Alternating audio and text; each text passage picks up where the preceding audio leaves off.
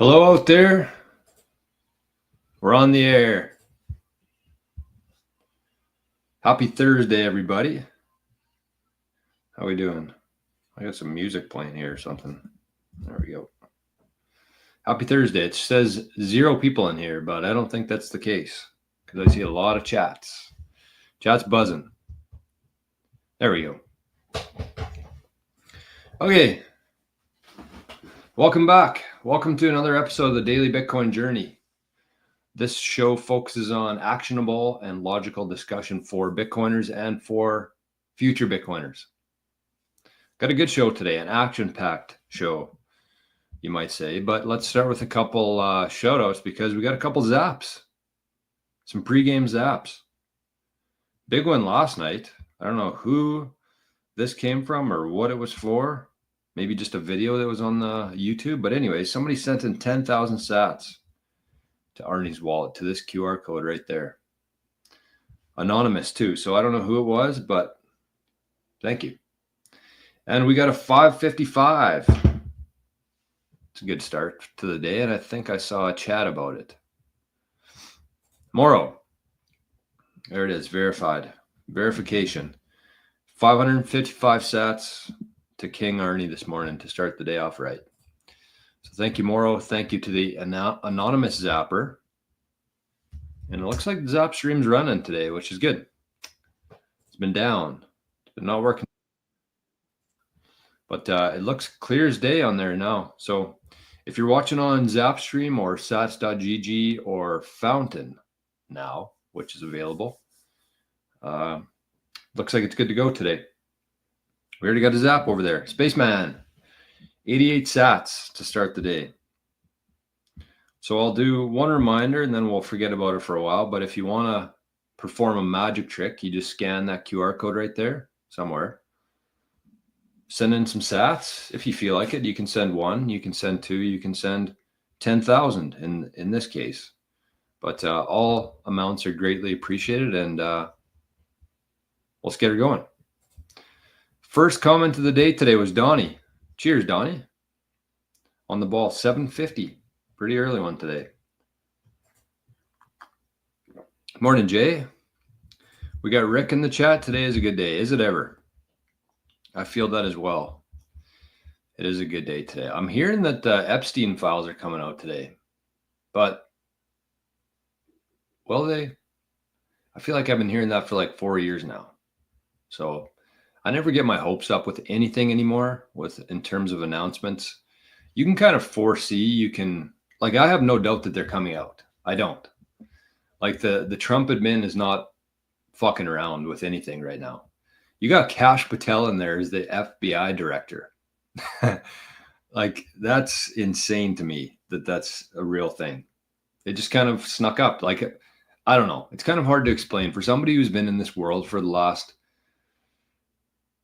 I don't know if it's been 5 years, but between 4 and 5 years, like pretty deep into this stuff in terms of like the corruption, the weird stuff going on, waiting for some justice to come to these people. After all this time, it feels like it's here and it's bubbling at the surface and it's just about to blow up. So that's my feeling. I never really rely too much on like rumors or anything like that. And I don't wait for things to be announced either. I'm just like, you can kind of tell, you can connect dots yourself. And I know that there's a lot of people out there who struggle doing that, and they need a source or they need a whatever. They need the TV to tell them what's going on. But we'll see. We'll see. I don't think anybody here will be too shocked about who's on that list, but I don't know. We'll see how it's received by the public, I guess. But anyways, we got Duncan's over in the Zap stream this morning with an 88 sat zap, so thank you for that. Good start to the show today, folks. Josh is over there as well. Said the nostr feed works today. Yay. Good news. We don't have to spend half the show talking about it anymore. And Josh zapped 888 sats for our guy, Arnie. Thank you, Josh. Bitcoin Buddha's here. Duncan's in both chats. Look at that.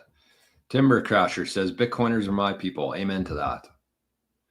Amen to that. It's a special special breed of people are Bitcoiners. It's a real, I don't know if it's a filter or not, but it's a pretty good starting point for a lot of relationships. I've met so many incredible people in these last couple of years, year and a half. I've just been kind of scrolling through I'm trying to continue on with the 365 and pull things together, or not 365, the proof of work, pull things together. And I'm kind of blown away with the amount of people that I've been in contact with within Bitcoin in the last year. It just kind of happens and happens quickly. But then when you look back, it's like, wow, there's something pretty special brewing here. I will say that. Good morning, Tom. Beautiful people. Another Tom. Look at that. Tom squared. Killers in the chat. By the way, I want to give a shout out to Tom because Tom had a really good comment last night, and I want to share. Always like sharing good comments and love, sharing love. But I think he was on the video. Yeah, there it is. So Tom said, "This is my favorite Bitcoin fellowship on the internet." In regards to 88 Sats channel, I believe. This is my favorite Bitcoin fellowship on the internet. That is courtesy of Tom. I would agree with that. I haven't seen too many better communities than this one. Not only like very supportive, not only very consistent, but extremely knowledgeable. Like that's the thing that I'm most impressed with this community is just how knowledgeable people are. It's awesome. Anyways, thank you once again, Morrow, for that. Cleaning Machine, good morning. Tom says, I started using Ember for passive sats. No gambling, just a small drip. Has anyone tried them? Any good or bad experience to share? Sorry, Tom, I'm not entirely sure what you mean there. Passive sats, no gambling, just a small drip. Well, the thing about that is you do have to gamble. You have to gamble with them. And I shared that link on Ember the other day on the channel and actually maxed out my earnings. I guess you can only earn so much per, I guess that makes sense for their sake. But you actually have to earn them first, and then you have to gamble with them in order to withdraw them. So it's a bit of a funky process trying to withdraw the sats from Ember, but still pretty much my plan with Ember is that I'm just going to like let it hum for about a month or two, get the balance way up there, and then I'll just start chipping away, gambling, whatever. I was playing a really fun game last night, actually. I think I'm going to stick to it. I think, anyways, unless I dreamt that, which is very true, very possible.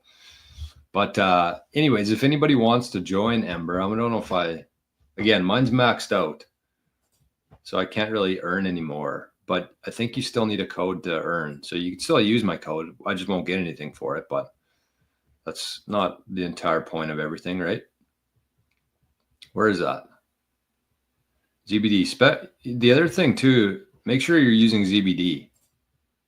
I'll throw this one in here. This is for, I've actually been sharing this with quite a few people. The Ember link, the ZBD. I mean, it just makes sense. We're not going to have this ability for very much longer, I don't think, in terms of like being able to earn free Bitcoin. So that's the ZBD link. I don't know what you get for it or what I get for it. I don't think it's anything, but definitely get onto ZBD every day. It's very simple and it's very easy to do because ZBD is not allowed in Florida. That's shitty. Basically, all you do with ZBD is you just go on there once a day. I take a poll every day at the same time. I do Ember, ZBD, ShakePay, listen to a song on Wavelake, and that's kind of within 10 minutes, I get all my sats done pretty much for the day. So ZBD, you just go on there and take a daily poll. And I think you have to go 2 days in a row with answering the poll, and then you can start earning sats. It's like 10 sats, 50 sats, whatever. And you can watch videos on ZBD too for like 4 sats per video, which to me is a no-brainer. If I'm just sitting there watching TV at night or whatever, I'll just keep pressing watch video, 4 sats, 4 sats, 4 sats. You don't have to watch them or listen to them or anything. You just play them. So there you go. Angel investors. I'm not sure what that is. Is that in regards to Ember? I don't know. We'll do it live. Exactly. Buck 52. Good morning. Do you think if we have to, left me hanging there. Do you think if we have to? Do you think if the average person has to run their own node, use SUBSTACK to encrypt their seed phrases and other stuff, that Bitcoin has failed? It should be easy to onboard. So this is kind of how I think. This is how I see everything kind of playing out here, because I do absolutely agree with you. I don't think that Bitcoin will ever be mainstream until it's very easy, but that is coming. I think that Apple is actually going to be the main catalyst to make Bitcoin very accessible for the average person. I think that pretty much every app in the future, between iOS, Google, or Android, every app on your phone is going to have a built-in Lightning wallet. And actually, I'm going to talk about one way to onboard people into Bitcoin today on the show. Am I? Yeah, I will. But this is kind of how I see it playing out. So just like today, Bitcoin's not going to like redistribute the wealth where everybody has an equal amount. That's just not reality. That's not what it was designed to do. It was designed to be a fair launch, a decentralized system, a network that nobody has the ability to create more of. And so nobody said this thing has to be exactly equal, and it's not going to be. The point is that everybody has the ability to access it. Anybody who's here today chose to be here today. Anybody who was here 10 years ago and went through all the highs and downs, they chose to be there and deserve this wealth that's coming. That's why I titled the show, You're Going to Be a Millionaire. I'm going to talk about that in a little while here. But kind of how I see it is that just like in the system today, there's a lot of people with a lot of money. That doesn't mean that everybody has it. Some people have very good security in their house where nobody can even come close to their property. Some people have 5 different houses around the world that they can go to when needed. It's going to be the exact same thing, except it's going to be Bitcoiners who have that wealth instead of the same people that do today. So not everybody's going to need to run their own node. Not everybody's going to need to have SUBSTACK and encrypted private keys. Not everybody's going to have a multi-sig setup. Most people are just going to have Bitcoin on their phone, and they'll have a savings account. They'll have a checkings account on Lightning and on chain. So it's not going to be for everybody. Not everybody's going to need to secure it like that. But for the next decade, probably anybody who's in Bitcoin, if this thing, hey, look who it is. If this thing plays out like I think it's going to, then definitely will. What? We're live right now, Arnie. We do this show every day. This is nothing new. What? You were just outside. You don't need anything. Your water's full. You've been fed. You're fine. There's no reason for you to whine. There's no reason for you to whine. I was feeling good today. Actually, after we had our proof of work first course yesterday. By the way, that was like, it really had nothing to do with like me or anything, but I got a lot of, probably that was the best received show I've done probably in a year and a half. And it wasn't just about the show. It's about the concept of it, the idea, and people working together, people holding each other accountable, and just sharing information and resources to help people get from where they are to where they want to go. So if you haven't joined that yet, I highly, highly consider, or highly recommend that you consider joining that proof of work course. You can join for $5 a month, which honestly is laughable almost based on the amount of value that you get for being in there. But you can join that. I put the link at the top of the show notes today if you want to join the proof of work. So you can go watch the first episode from yesterday, and you'll be able to watch every one going forward. Every Wednesday, we're going to do a proof of work show specifically for the community there. It's not going to be on the YouTube channel. But anyways, going back to that, I was pretty motivated today. I was feeling good. I woke up early, and everything was going good. I was going to show up here right at 8 o'clock, and I took Arnie out to go to the bathroom, and set me back by about 5 or 10 minutes.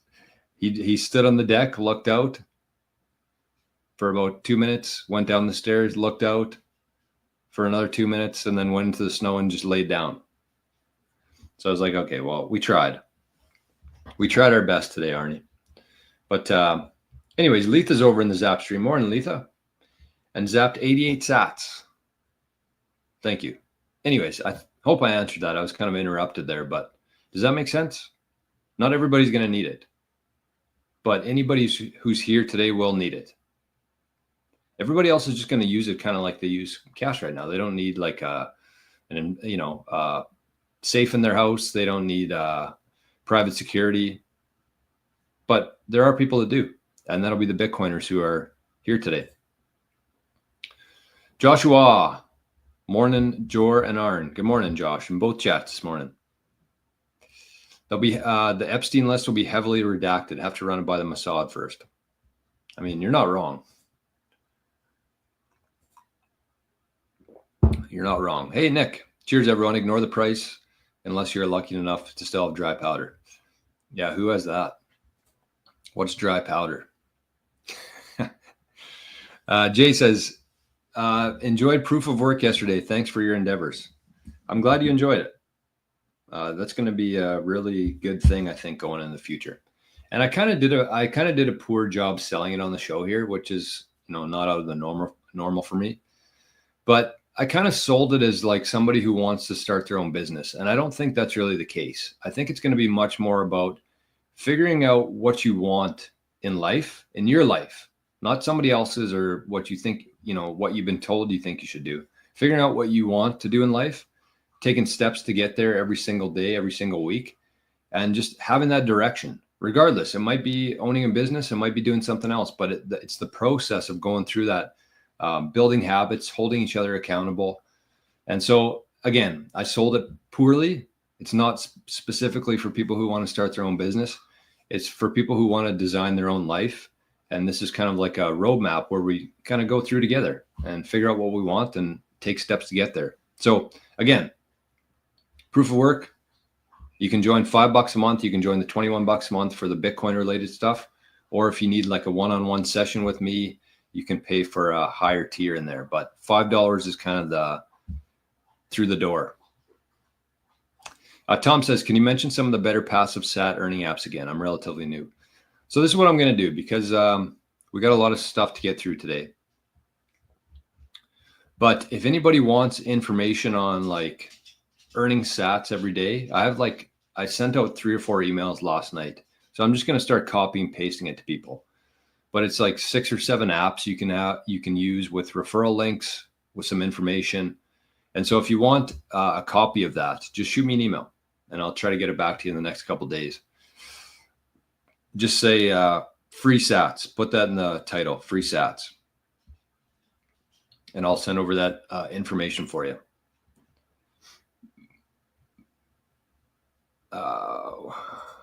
Moro says, Tom, use VPN, don't comply. Bitcoin is legal in Morocco, and I still try to acquire more.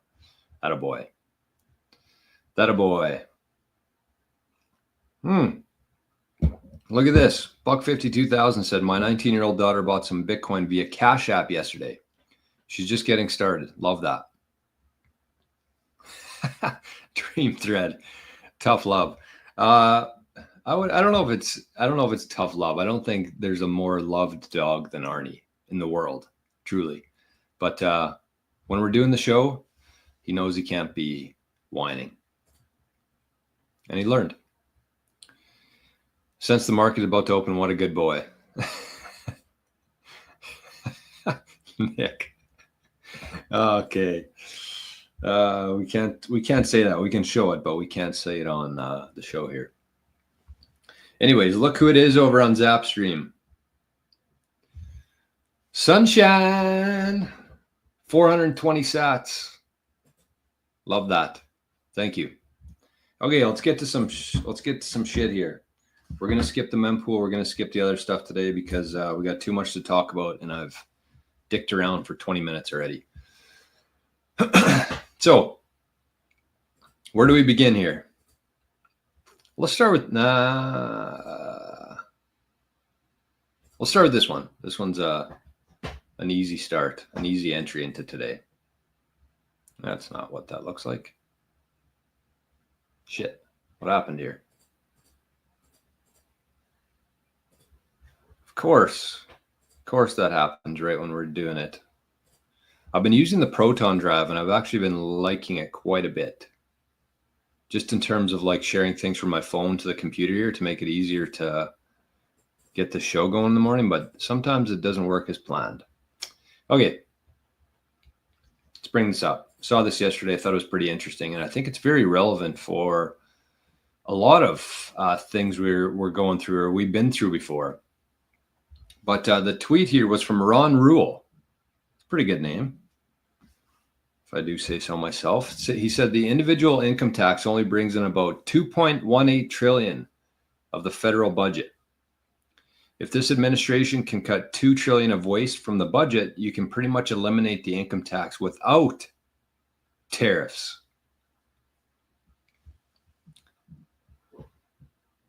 And kind of what I wanted to talk about there is two things. Number one, absolutely true. That's true in every government you could look to in the world. And I think especially here in Canada, I mean, we've had a pretty rough stretch if you've been paying attention at all. But that's the thing that really bothers me the most is like people see these big numbers, millions, billions, trillions. And in our mind, they're just three words. But in reality, they're like such a huge difference. The difference between a million and a billion is basically a billion. That's how insignificant a million is compared to a billion. The difference between a million and a billion is basically a billion. So when we see things like this, and when I see the government spending $2 billion or $20 billion or $50 billion in Ukraine or gender studies in Pakistan, it's like, that's a lot of money. It's obviously not going to where they say it's going to. So if people just understood like how much the government actually brings in for taxes every year versus how much they absolutely just piss away, there would be riots. I forget who said it. I think it might have been Henry Ford. He said if people knew how the system worked, there would be riots by morning. And it's true. We just kind of like are trained as kids and as young adults to like, you know, death and taxes. You go to work, you pay taxes. It doesn't really matter. It pays for the roads, pays for the hospitals. But in reality, they could cut out the income taxes tomorrow. And as long as you had like people who were fiscally responsible running these governments, nobody would have to pay income taxes. So people work 3, 4, 5, 6 months a year just to pay for absolute bullshit. And it's not even bullshit. It's just going to the politicians who claim that it's going somewhere else. And if we just ended that, you'd have 3 or 4 or 5 or 6 of your life back in terms of not having to go to work for the government. It's crazy. If you just think about that, somebody who pays like a 50% tax rate, like a doctor, like a lawyer, there's a lot of people out there like this, the high earners. They basically don't get any money of their own until July every year. They spend the first 6.5 months every single year going to work for the government. Not so the government can build roads like everybody thinks. Not so the government can look after its citizens. It's so the government can enrich themselves. And it is absolutely despicable that we've let this happen for so long. So I'm still under the opinion that the US is going to be leading the way in terms of getting rid of income taxes. I've been calling that for a very long time on this channel. And I have not changed my mind on that. And the point is that it's doable. It's very doable. People are like, well, we can't ever cut taxes. Who's going to pay for the roads?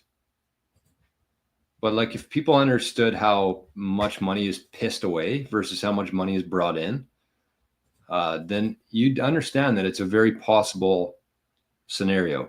What's going on here?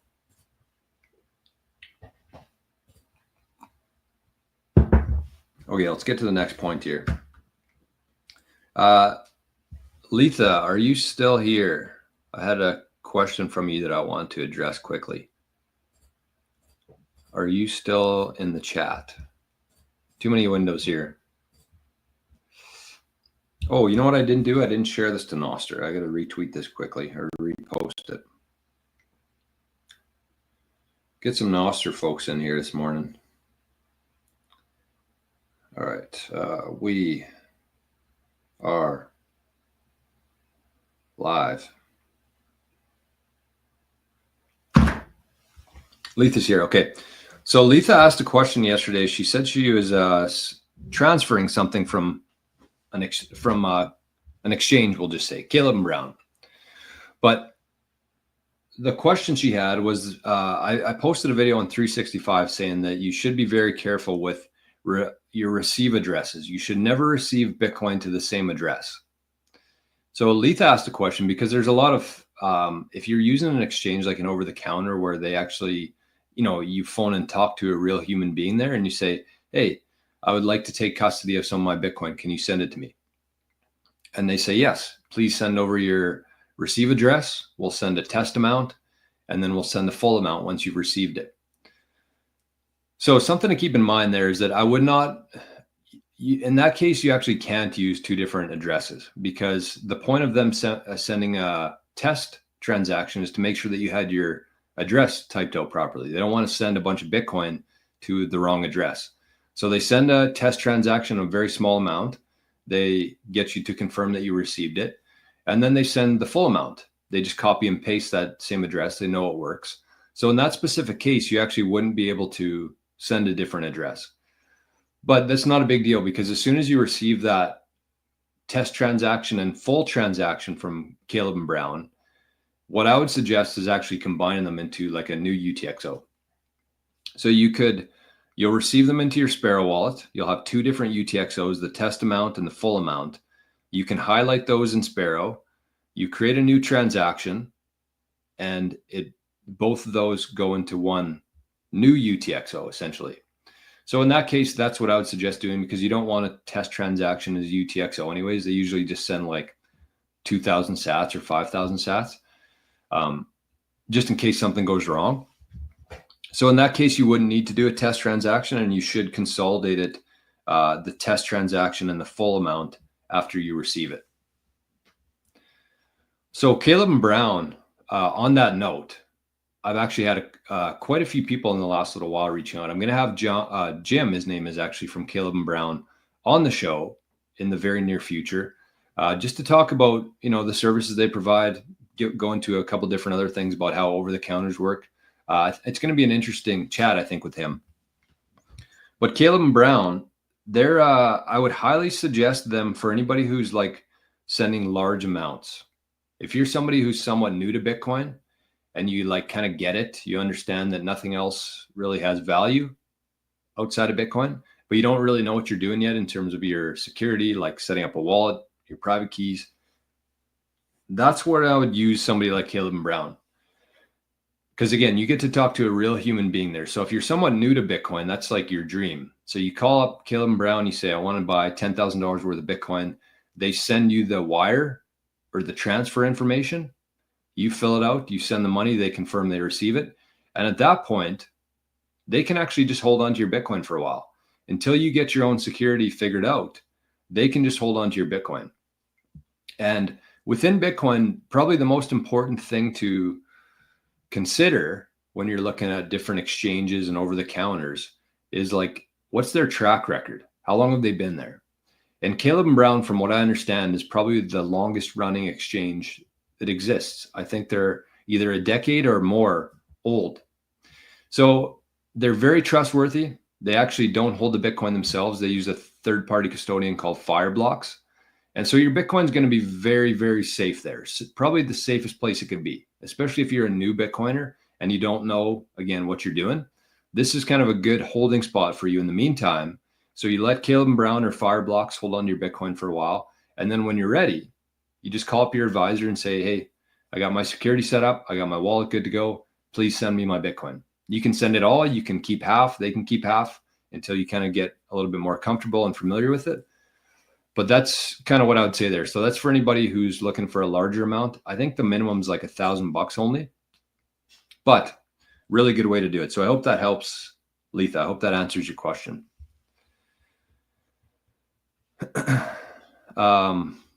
Holy, we got lots. I missed a lot here during that.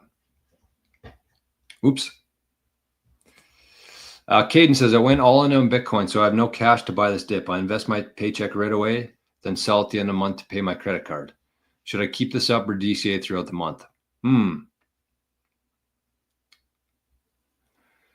I mean, one thing you could do, this is kind of my strategy. So it's not, I don't know if it's the right answer or not, but this is what I do. So it's the only thing I can kind of comment on. But I have a recurring buy set up with Bitcoin Well. So I like the recurring buy because you don't have to think about it at all. You don't have to plan it. You don't have to worry about it. You'll never miss it. You just set up a recurring buy. That could be $20 a week. That could be $100 a week. Could be whatever. And that's kind of like your DCA. That's your recurring buy. You don't have to think about it. So then you kind of have, if you have excess income, if you have a profit every month, if you're making more than you spend, then you could dump it into Bitcoin. You could do it at the end of the month. You could wait for like a crash like we had a couple days ago. But make sure you kind of have both running in sync. That's what I would say. So you make sure you have your DCA, your recurring buy, but then if you want to, you can keep a smaller amount. And then when it's a big red day, then you can buy. You're going to get more sats that way.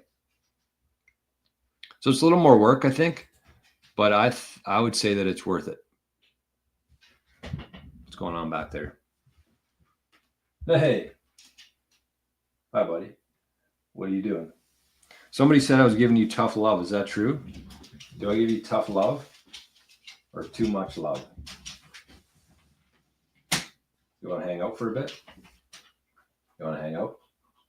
Okay, you don't need to bite my arm. So what happens when you give him love? He gives tough love back. He bites your arm. Okay, anyways, morning. Mika, good to see you in the chat this morning. All right, sorry, Arnie. I can't do both here. Retro Beaver says, good morning, my fellow Bitcoin OGs. Good morning, Retro Beaver. 1 sat equals $1. That's the way to be. And that's exactly what we're going to be talking about. Maybe we'll talk about that right now. What you doing back there? What a crazy show today here. Okay. I don't know what he's doing back there. Anyways, freaking me out, Arnie. Freaking me out, man. Okay, let's watch this video and we'll talk about being a millionaire. So I titled the show, and this is actually kind of perfect timing. Arnie's here too. But anyways, I titled the show today, You're Going to Be a Millionaire. And I really want that to sink in with people right now. And my point is that I'm not asking how much Bitcoin you have or saying that at this point you're going to be a millionaire. I think that if you're in Bitcoin right now, in any amount, with any allocation to Bitcoin, you're going to be a millionaire one day.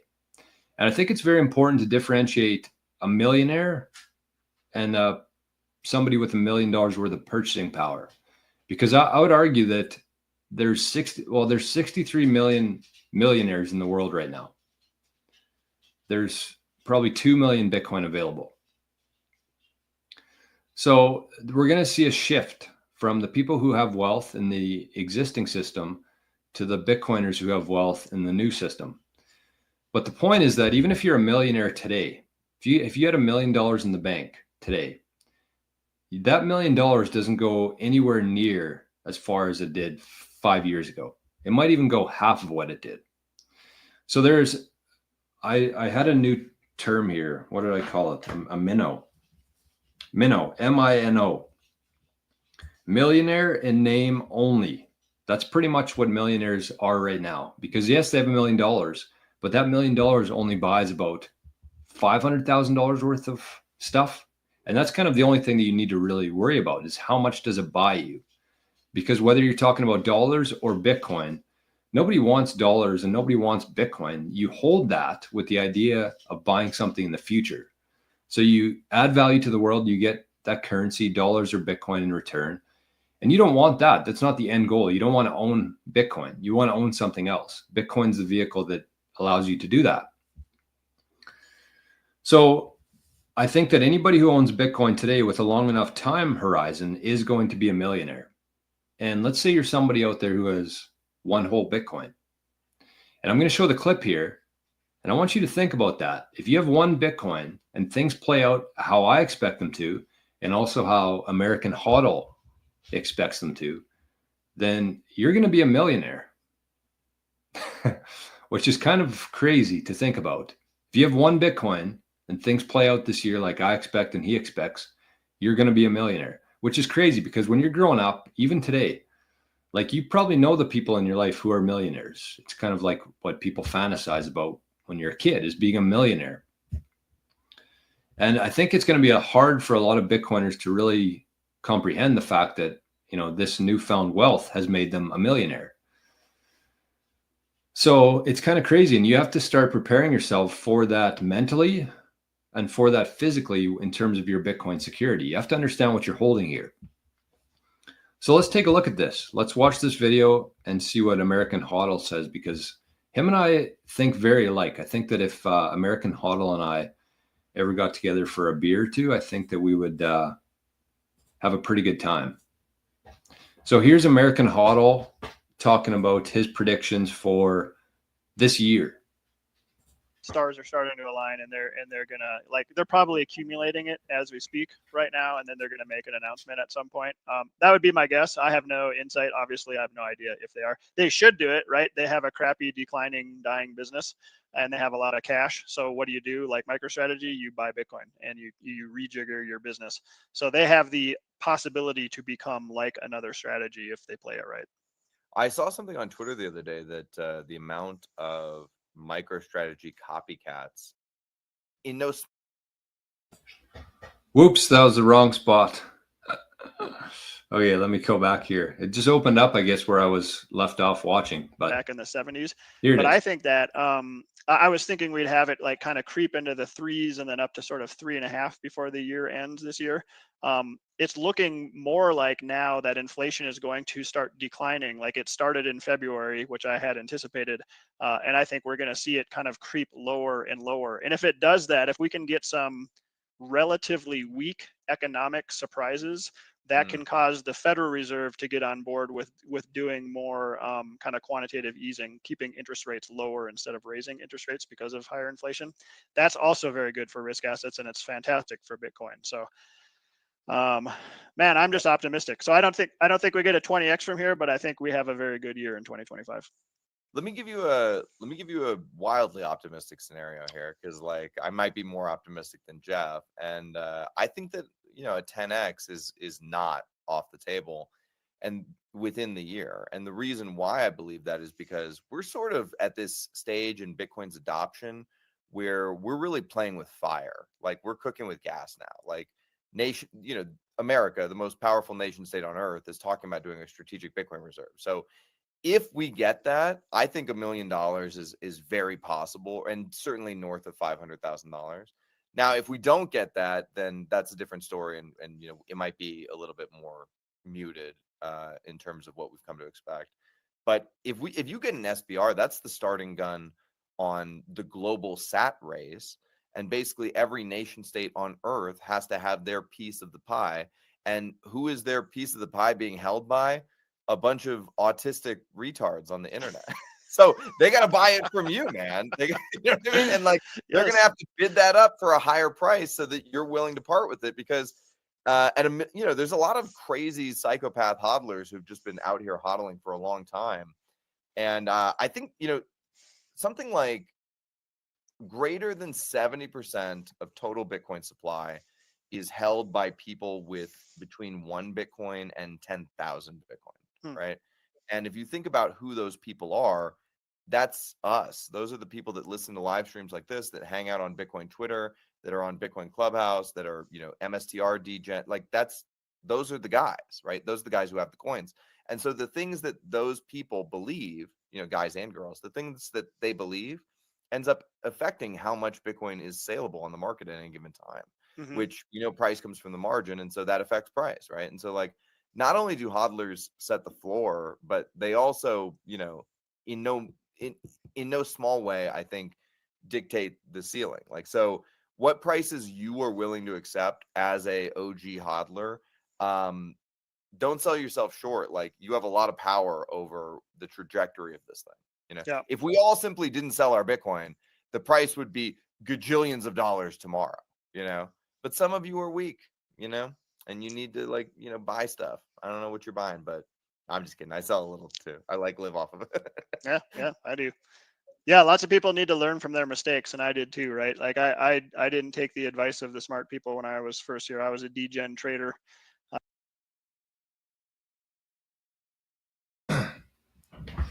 Man, that sounds familiar, doesn't it?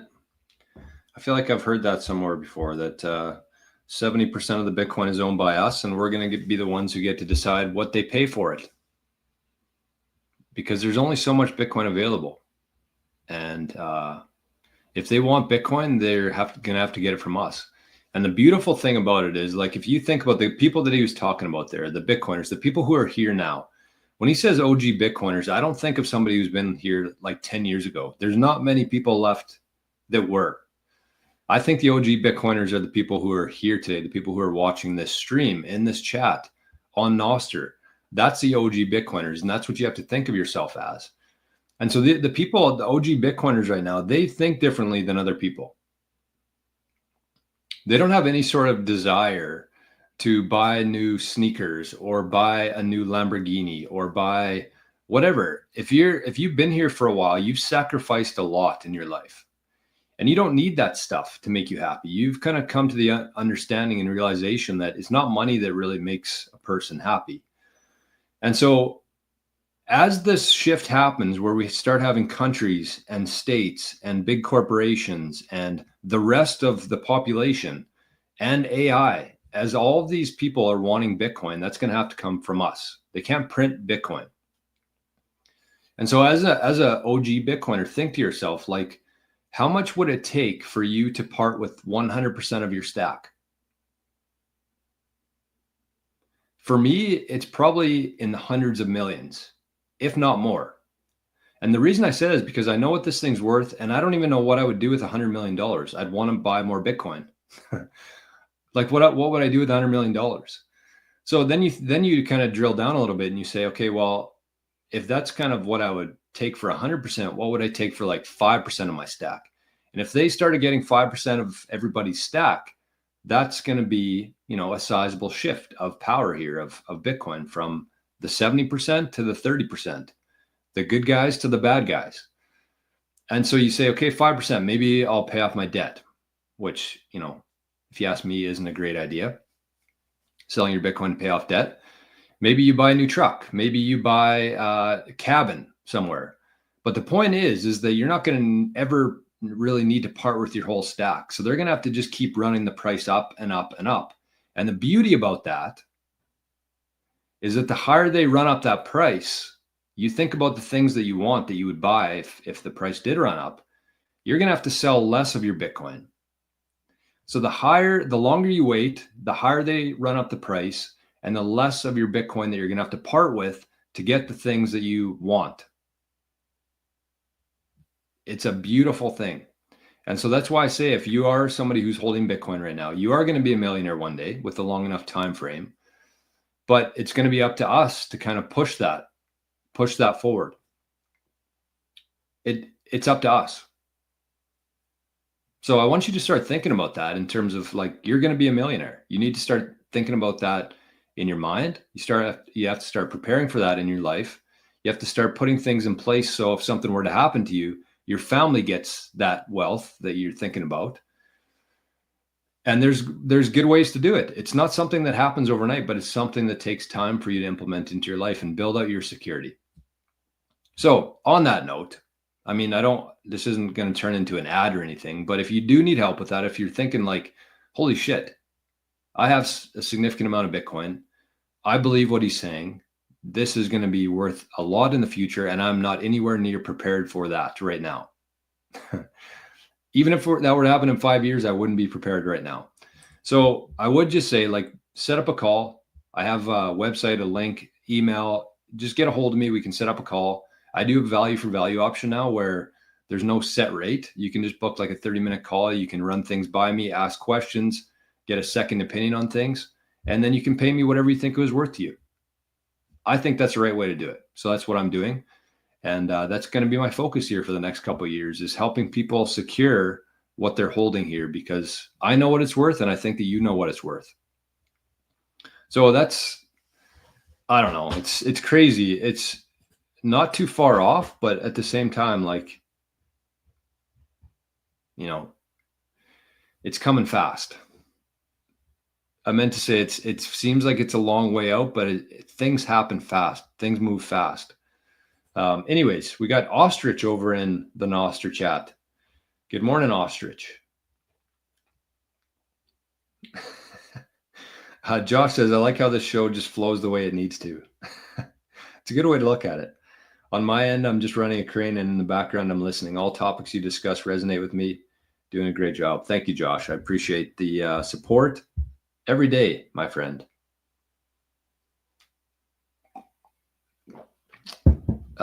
Josh says, I made that mistake early in my Bitcoin journey, receiving to my cold wallet the same address from the exchange. I've learned, thanks to the show, actually, about taking privacy more seriously. Well, that's good.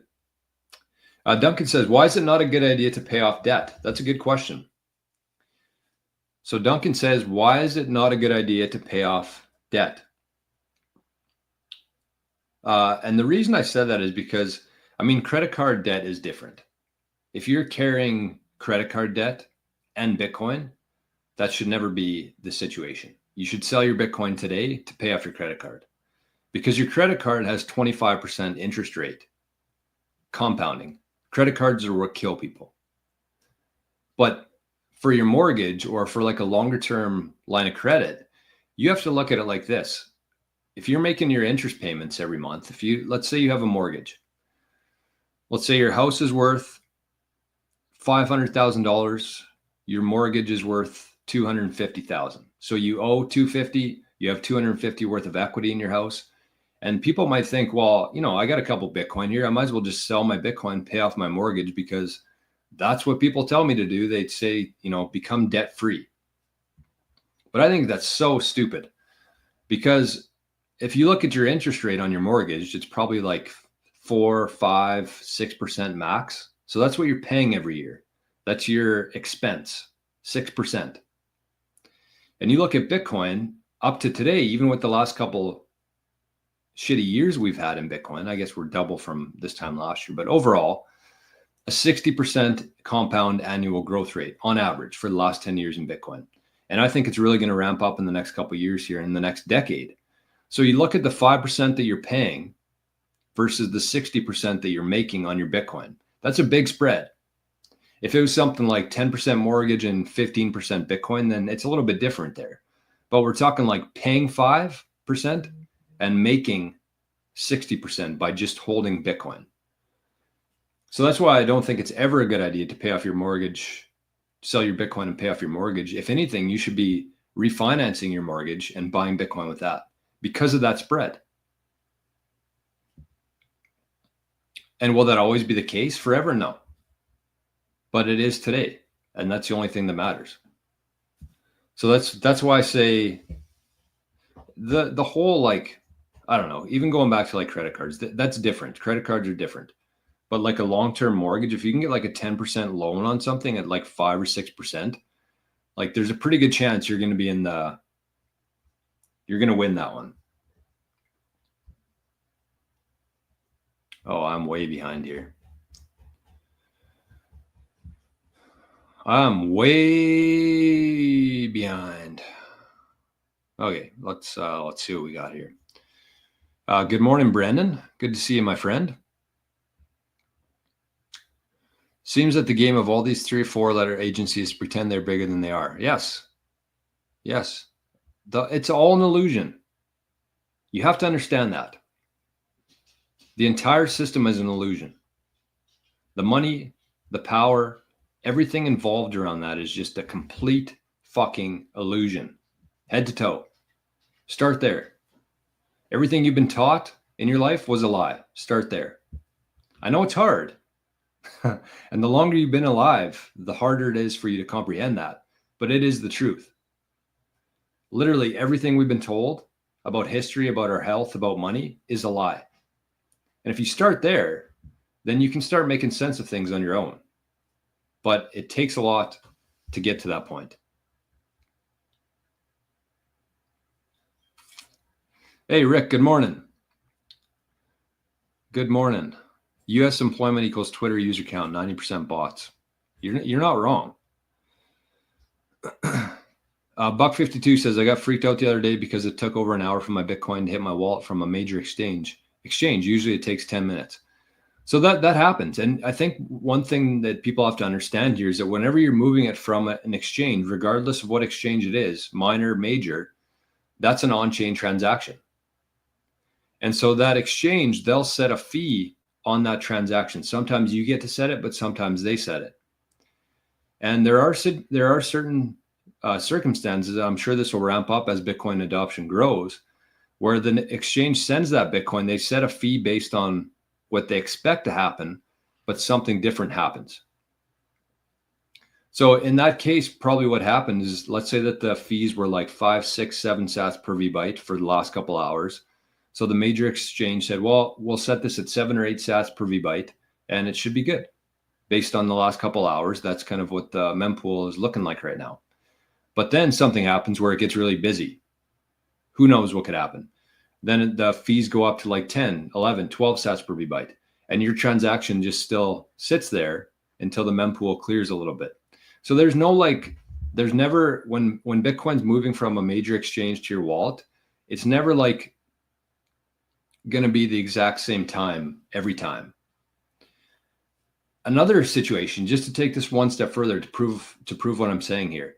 Let's say that in that same scenario where the fees were like 5, 6, 7 sats per VByte, and you were moving it from Bitcoin Well, and they're like, okay, 5, 6, 7, 8, those are the fees. We're going to set this at like 20 sats. Our policy is to like double the normal fee to make sure it gets there in a certain amount of time.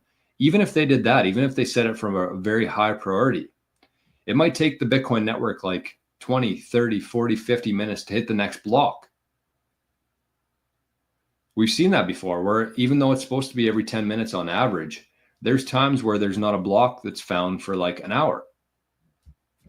So that's why that would happen. It's maybe the fees ran away from them, or it took the miners a very long time to find the next block. But that's why it would take maybe an hour versus 10 minutes like usual. So it's a scary time if you don't really understand what's happening there on layer one, but that's the reality of it there. So anyways, Mahit, seems like Ember and ZBD give more sats than the other. Yes, those are my two favorite ones, I think, ZBD and Ember. And I kind of laughed off Ember for a while, so I feel really bad about that because I missed out on a lot of sats, free sats. All right.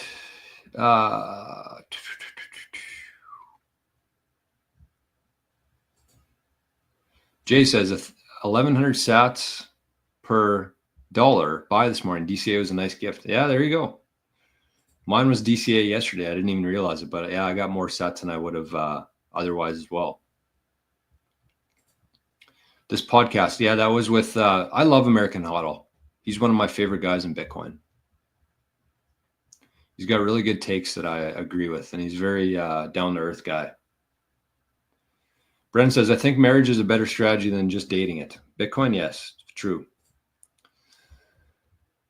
Jet says, I hodl Bitcoin and want value in order to secure my freedom. Unfortunately, the millionaires that I've known in my life have generally been poor examples in the way they treat people and have no time. Yeah, you can be the change that you want to see in the world.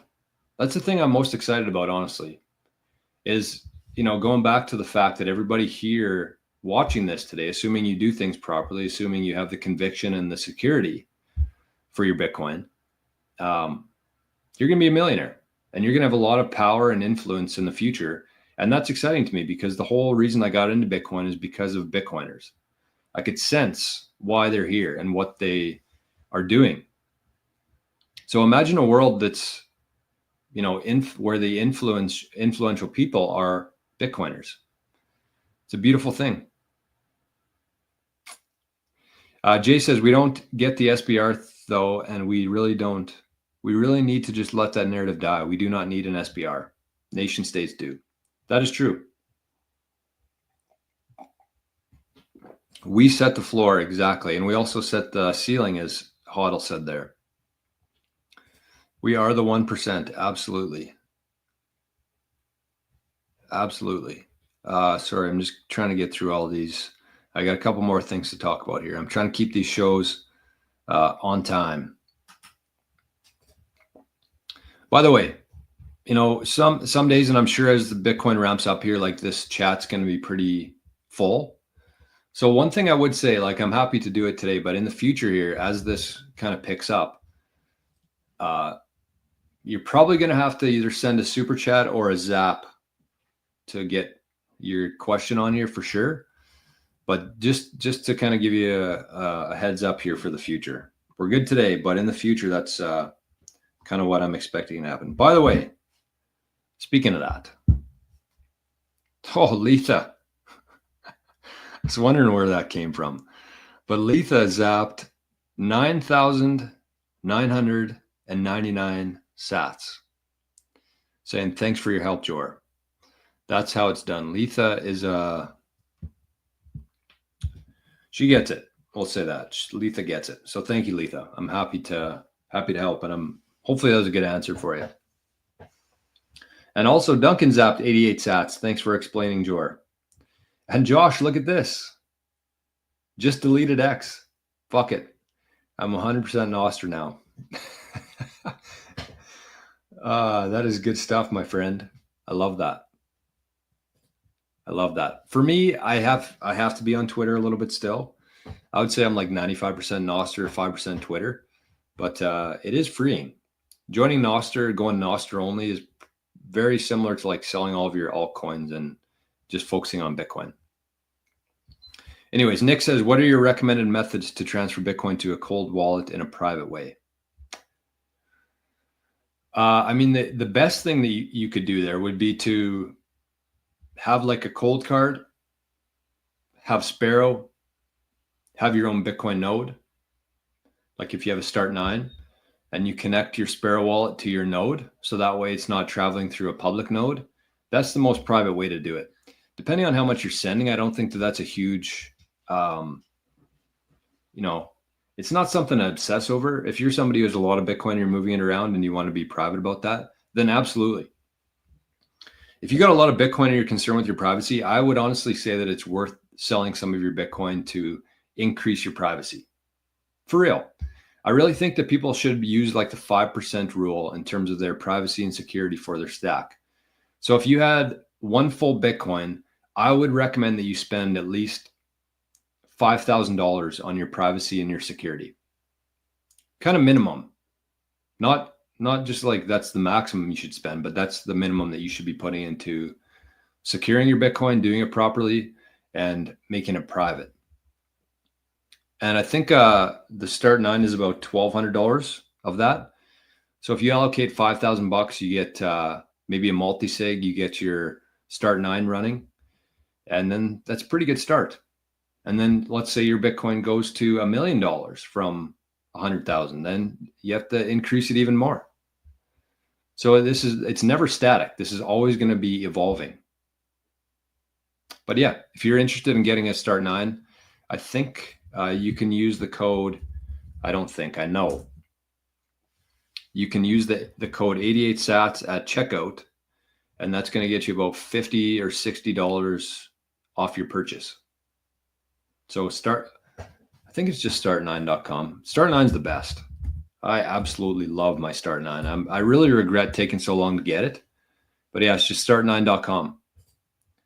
And then the store, and it looks like the servers are back in stock, which is great. So I use my server to obviously run my own Bitcoin node, but also you can use it for some other sneaky things like storing passwords. You got to be pretty careful with it, but storing your passwords, one spot. You can also buy non-KYC Bitcoin if you know what you're doing on there with the Start9 and a whole slew of other things. But this is the one that I have, the Pure. So it's a little bit more money. It's the newer version, but yeah, you can pay in Bitcoin. And if you use the code 88 sats, you get about $50 off your purchase there. So I highly recommend the Start9. It's been one of my favorite purchases in the last couple of years. So that's what I would say in terms of increasing your privacy. You connect it to your own node versus a public node. All right, where were we here? 2.5. There, you're 2.25. That's what you want. That's what you're looking for. Hey, Roger. Good morning, Roger. Roger. Good to see you in the chat this morning. Need to set up a call with you here soon, Roger. Roger that. Classic Way says, tell us about your QR code in the corner of in the guy. Also, do you think everyone should just have a separate address for a Bitcoin wallet for donations and payments? Like here, send me 1,000 sats, like Jimbo and Moon.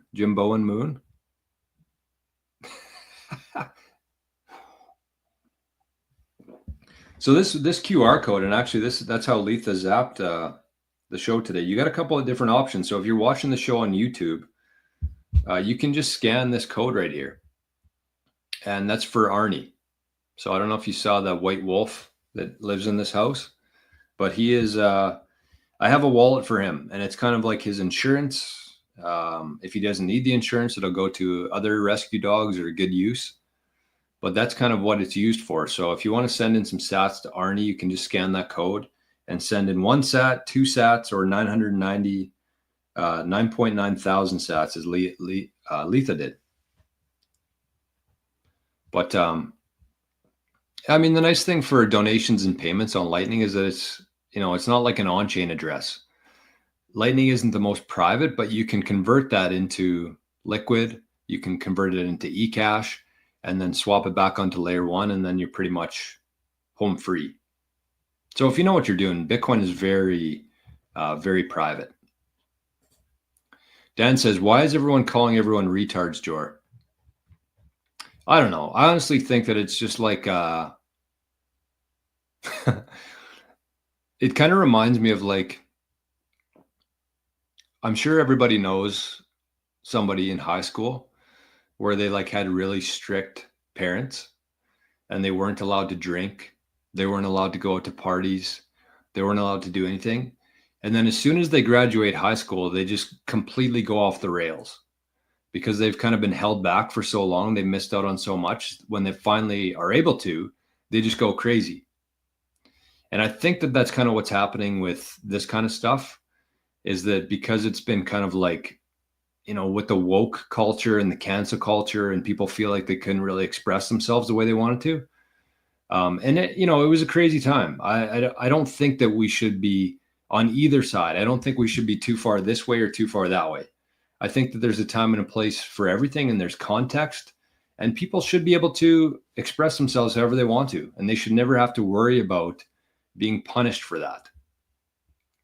So that's kind of what's happening right now. I think we lived through 4 years of absolute fucking insanity in terms of like what you can talk about, what you can discuss, what you can say.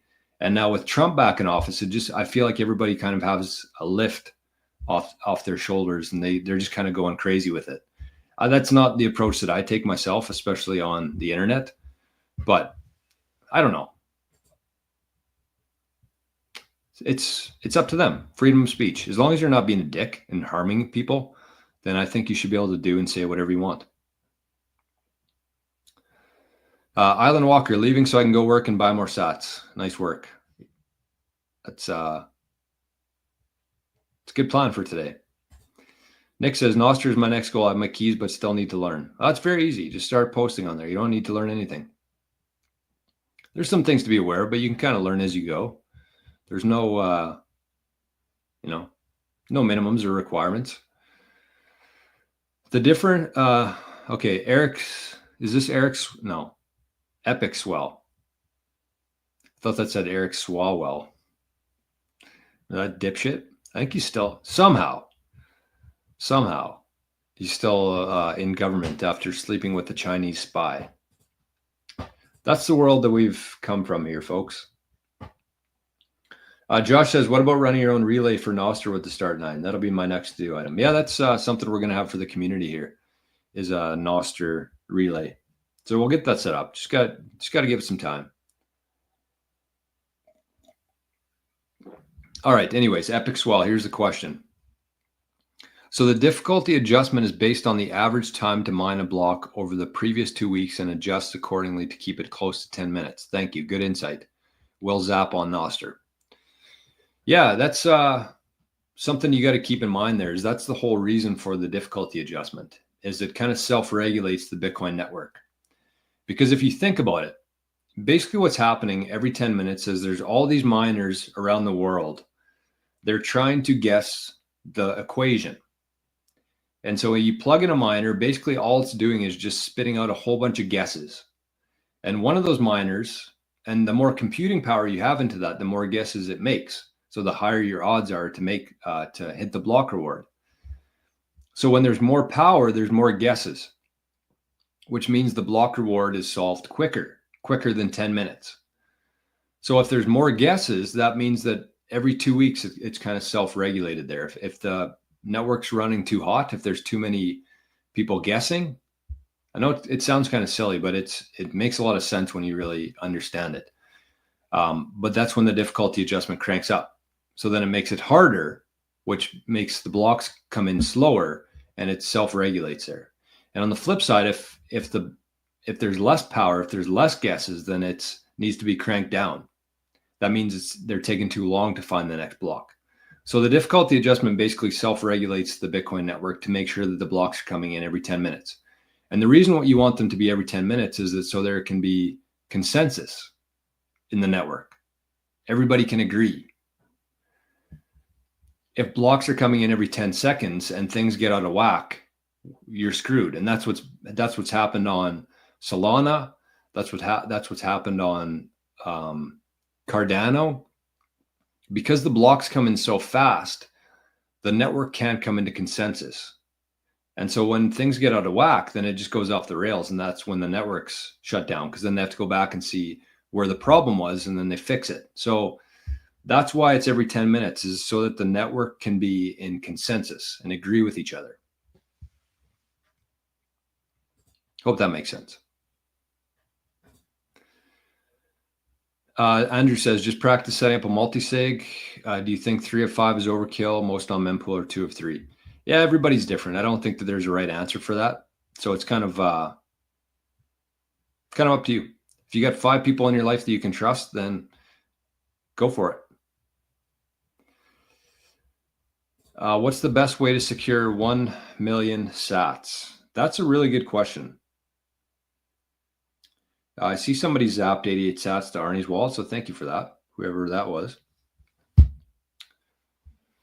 What's the best way to secure 1 million sats? That'd be 10 million sats, sorry. So this is kind of how I think about this.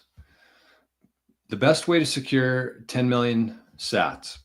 So if you go back to the threshold, the rule that I said before, which is 5% of your stack, you should put into your security. So in this case, 10 million sats would be $10,000. So you should have about $500 worth of security there. So in that case, I think you should be looking at like a hardware wallet. You can get a cold card, you can get a steel plate, you can have somebody help you with that for an hour for about $500. So that's your 10,000. 5% of that is $500. That's kind of perfect for 10 million sats. And that's why I like that rule, because if you only had 1 million sats, that would be like $50. Because 1 million sats is about $1,000, which would be $50. So in that case, when you got 1 million sats, it's not really worth investing in security. That's when you just kind of buy more sats.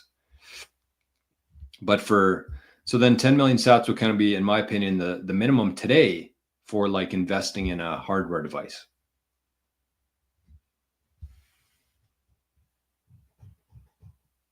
All right, what do we got for time here? I'm gonna have to go here right away.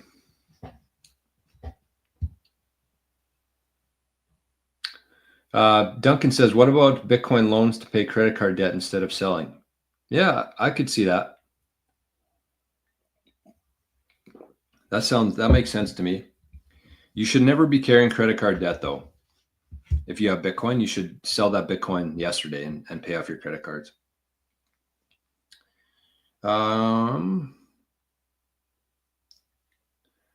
I want to talk about Jack. What do we have for time here? We can do it. Let's talk about Jack. Hold on, I'll get through the last couple comments here, get caught up, and then we'll move on. Jet says, how many cold wallets would you recommend using? I don't like the idea of keeping it all in just one. Yeah, I agree. I think that if you got more than 10 million sats, but just use that threshold. If you have 10 million sats, you get one hardware wallet. If you get 20 million sats, maybe you get 2 hardware wallets. If you get 50, you get a multi-sig. You get somebody to help you set it up. You got 1 Bitcoin, you get multi-sig, different wallets, different devices. Maybe you're using SuperBacked at that point. It's just kind of always evolving based on how much your Bitcoin you have and how much that Bitcoin's worth. Jay says, any chance they bring those costs down? I'm a cheap bastard. For the start nines, I doubt it. I doubt it. I think between hardware devices and start nine servers, I think that as they become more mainstream and demand goes up, they're going to be able to charge more for it. And when you're thinking about ordering like a hardware device or a start nine server, I would really recommend, if you have the ability to do it, like don't go into credit card debt, don't sell your Bitcoin for it. But I would order those as soon as you can. Like don't wait for the time to come where you need them and you have the time to set them up. I would order them sooner than later because you never know what's going to happen.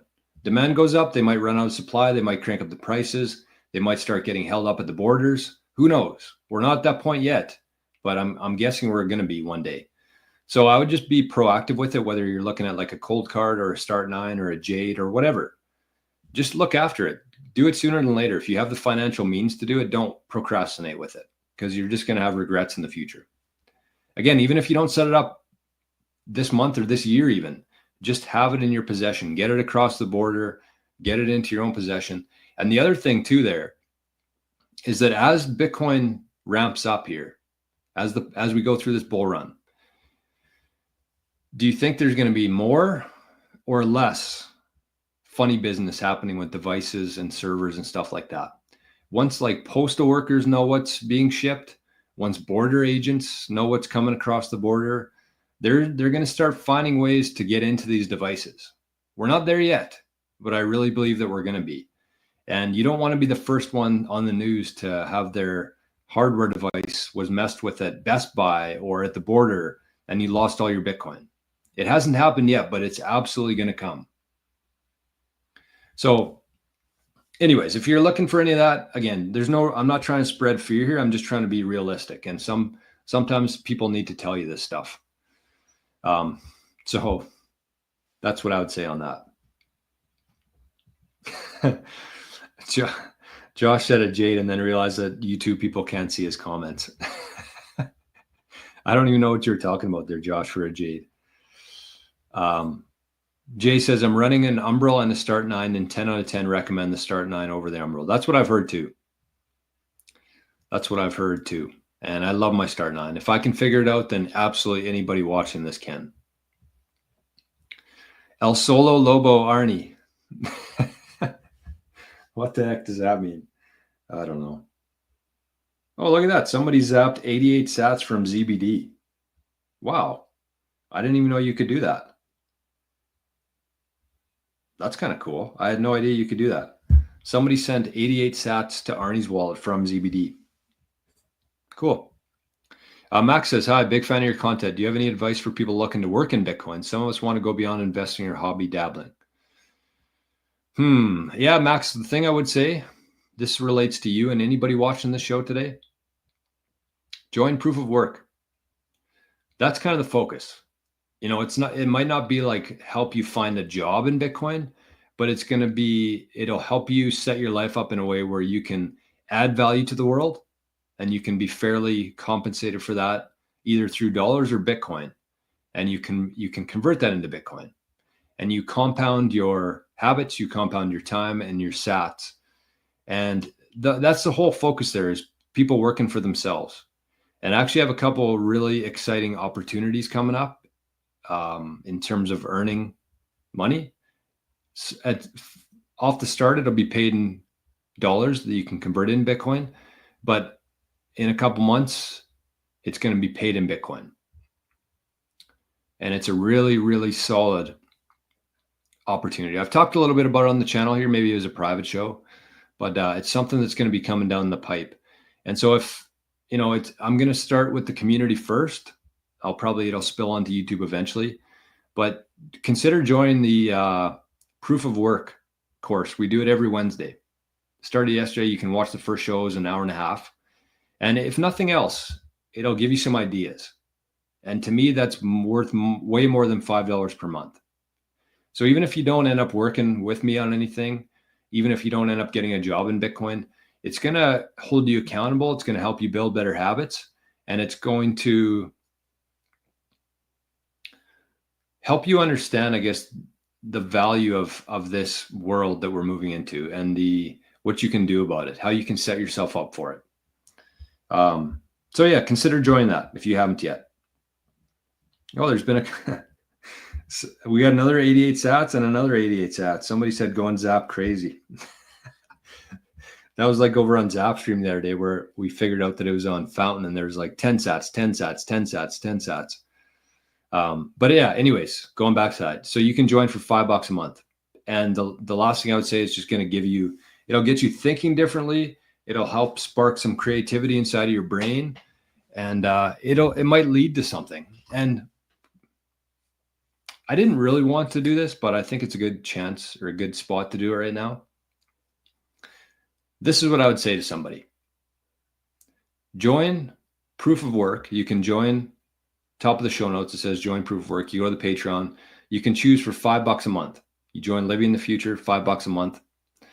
And here's my guarantee, and you can save this. You can screenshot this. You can screen record it, whatever you want to do. I don't care.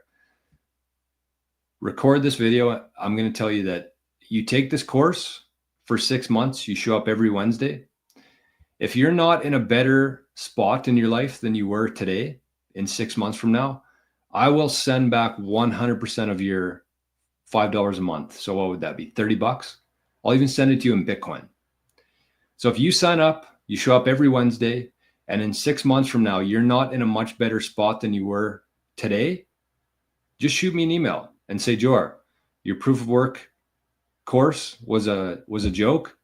It was a waste of money. I will 100% send you the money back in Bitcoin. If I was trying to rip people off, I would charge much more than $5 a month for this. It's about growing the community here. It's about strengthening each other. It's about pushing Bitcoin ahead and getting people to think differently than the world that we come from, for the world we're going to.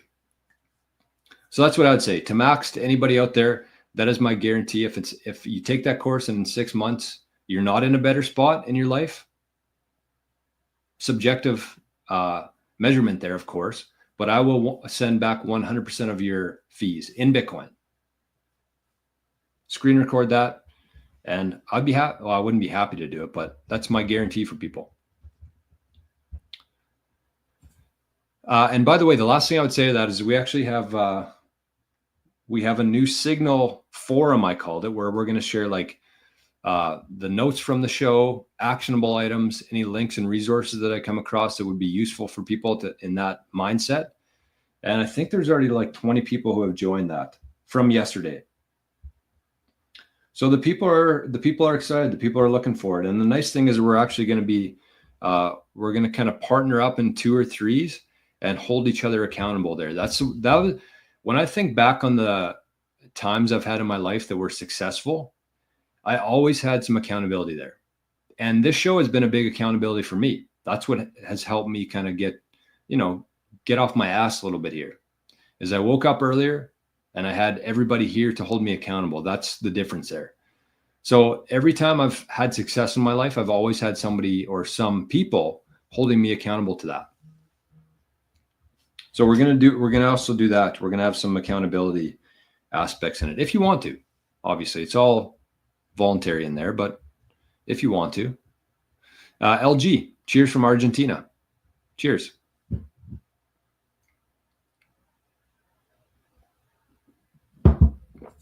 Bren says, Tards is a term of endearment. You're a freak of nature for being here. That's true.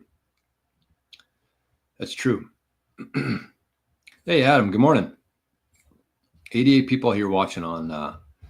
Yeah, I was going to get to this. Jack Dorsey is Satoshi. That's the new theory floating around. Hey, Bird Meta, good morning.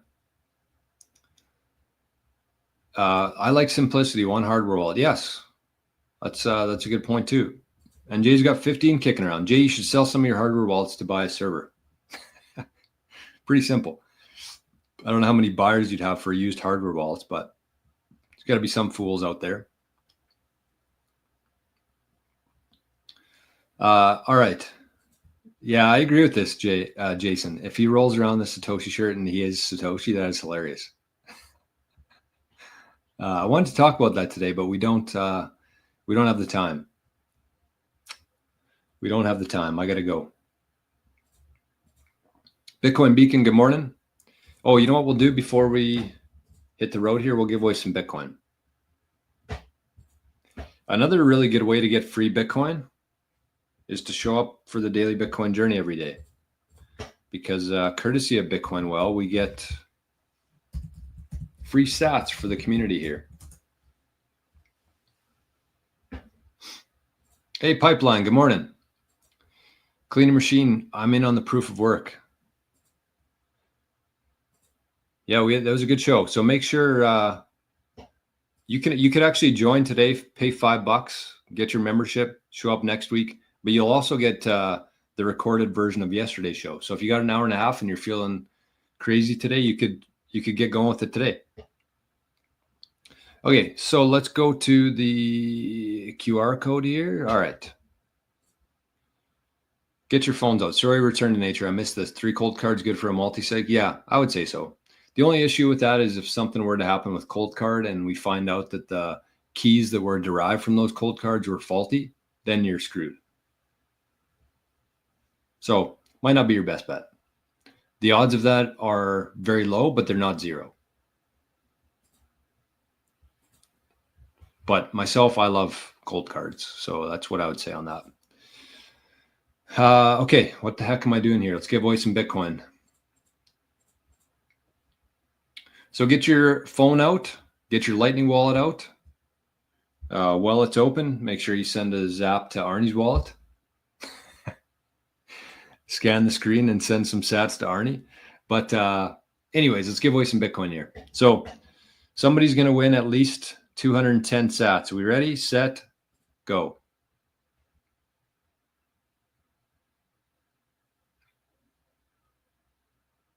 $210. Well, we were on a cold streak and then we were on a hot streak, and now we're just back to normal. So congrats to whoever won that today. 210 sats, courtesy of our best friends at Bitcoin Well, the best Bitcoin platform that exists. Look at this sexy website. 3 reasons why I love Bitcoin Well. You guys know what they are? Number 1, they're on Team Bitcoin. I've used exchanges before, many of them, probably over 10. And a lot of them are team government. A lot of them are really intrusive on what they want, what they need. They make you go through all these hoops to fit their KYC requirements. Bitcoin Well is not like that. You have to go through the usual stuff, but you can tell that they're on Team Bitcoin. No, which is important, because if shit ever goes south here, you want to have your information in terms of your privacy. You want it to be in good spots. You don't want it to be all over the world, and especially at exchanges that are more in line with government than with Bitcoin. Number 2 is the fees. When you're buying a lot of Bitcoin, when you're buying big amounts of Bitcoin, the fees really add up. And the fees at Bitcoin Well are by far the lowest. They're, I think, 1.2%, which is the lowest I've seen in my life. And I don't know if that's a worldwide thing, but they're the lowest fees. And that makes a difference if you understand the value of sats. And finally, the website itself is the best, easiest to use platform that exists. So whenever I'm sending friends, family, people to buy Bitcoin for the first time, it has to be fairly easy to figure out how to do it. And not only is it easy, but it's very functional. You can buy, you can set up a recurring buy, you can do lightning withdrawals. You can sell Bitcoin if you ever need to, very easily. I've done it, tried it, worked great. You can pay bills on there, and you can actually swap from Lightning to on-chain. So if you're somebody who has a bunch of Bitcoin on-chain in your hardware device or in your wallet, and you're like, well, I want to be on nostr, I want to zap Arnie's QR code, you can actually use Bitcoin Well to swap it from your on-chain to Lightning for free. And vice versa. If you're somebody who's adding value online and you're getting some sats on nostr and you want to convert that into, you want to send that to your cold storage, you can do it for free. Swap on Lightning to on-chain and send it to your cold storage. So Bitcoin Well is absolutely second to none in terms of Bitcoin platforms. And if you use that link there, you get 5 free tosses into the wishing well, which is pretty cool too. Easy to use, lots of functionality, and it's fun. You toss a coin into the wishing well and you get free sats. Could be up to 1 million sats. I don't know if they've ever given away 1 million, but that's what they claim. What's the best setup for a multi-sig? Sorry, we're we're out of time. I've answered quite a few questions today, and that's a more advanced conversation to have, I would say. What's a beginner cold wallet? Jade, Passport, Cold Card. Swan Bitcoin charges 1% no fee to move out. They also charge you $150 from their custodian that they don't tell you about or refund for you. If you're still using Swan at this point, I'm sorry, Grant, but I don't mean to pick on you here. But if you're still using Swan at this point, it's like using a ledger. There's just been so much bad press, bad things that have come out. I don't recommend Swan to anybody. Even if they had 0 fees, I would not use Swan. They're a bad company. Ryan says, has the number of Bitcoin whole corners peaked? I think so. I really do. Oh, Zapstream's down. Did my thing run out? Oh no.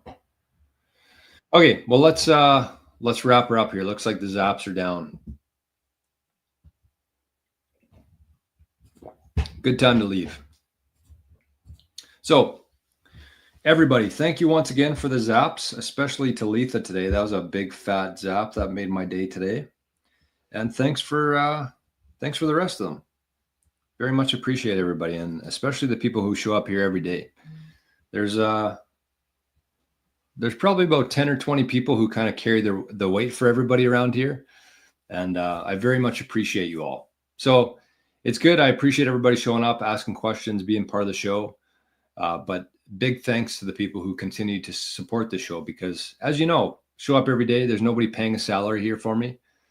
So it is the donations and the support that keep me coming back, and Arnie too. Hey, Arnie, look at this fella. Look at that handsome fella. All right. So have yourselves a great Thursday. We'll be back here tomorrow, and I highly encourage everybody, if you haven't yet, join the Living in the Future and get in on the proof of work. It's going to change your life. I guarantee it'll be the best decision you make. Maybe in your life, but definitely this year. Referral code for Sitwell. I've never heard of that before. What's Sitwell or Bitwell? Bitcoin Well? Just go to bitcoinwell.com/Jor and it'll bring up your, it'll take you to the spot. And look at this last minute super chat from Bird Meta. It's an option too. If you don't have the Zaps, if you're not on Zapstream, if you don't have a Lightning wallet, you can send in a super chat like Bird Meta here. Thank you. Appreciate that. All right. Thanks, Duncan. Everybody else, have yourselves an amazing day today. Thanks for being here. And thank you for the Zaps and super chats. We'll see everybody. Oh, no, we won't see you tomorrow. We'll see you today.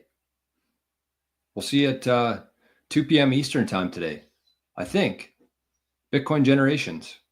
It'll be on this channel. It'll be on Bodhi's channel.